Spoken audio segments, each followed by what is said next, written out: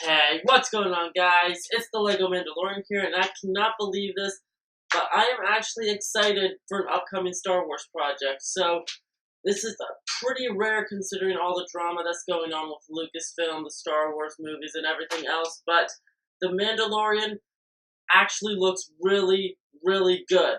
So, the first thing I want to talk about regarding the trailer itself is the fact that it actually is surprisingly dark. So, we got like the first scene with a stormtrooper head stuck to spears.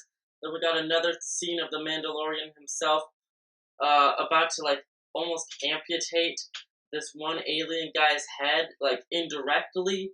But like if executed right, like dark Star Wars stories, specifically like Revenge of the Sith and Rogue One, can actually be like some of the best Star Wars like movies there are.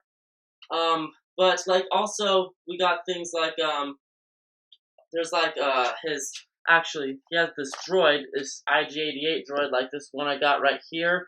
So it looks like it's probably gonna be like his droid partner. So we always get like at least one droid partner for a lot of the Star Wars movies that we see. So like original trilogy and prequels, we always have the main two droids. The sequels, we got BB-8, Rogue One. We have K2SO. There's other video games, but I'm not gonna go into them. But I actually really like the idea of having like like a full-on combat droid.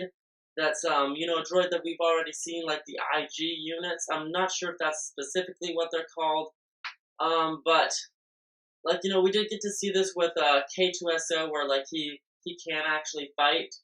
But I think like seeing a full-on assassin droid alongside like a Mandalorian bounty hunter would be really cool to watch. So the final thing I want to talk about is just one nitpick I have with the trailer is really just the fact that the music itself doesn't feel like Star Wars. Now, I don't hate the music. It actually is really good for like the kind of music that it is. It's kind of like building up tension like towards the end of the trailer.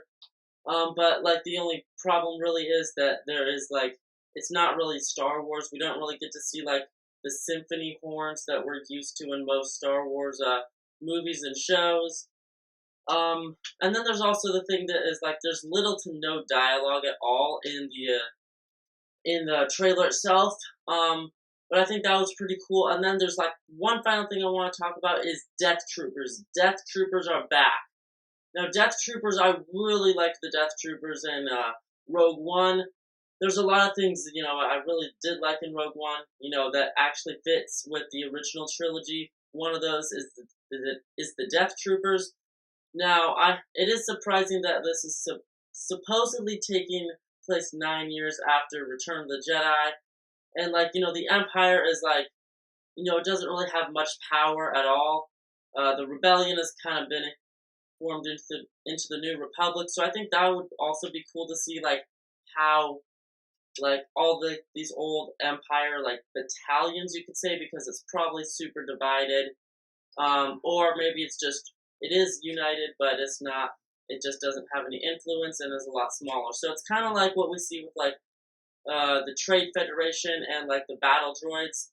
Like one of them we saw in Rebels. There's other things in Legends, but I'm talking about stuff like that. I think would be interesting to see with the Empire. Like, what do they do?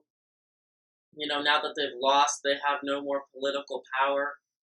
But yeah, I really like this trailer. I'd give it probably 9.8 out of 10, which is, yeah, for me, that's basically a perfect score.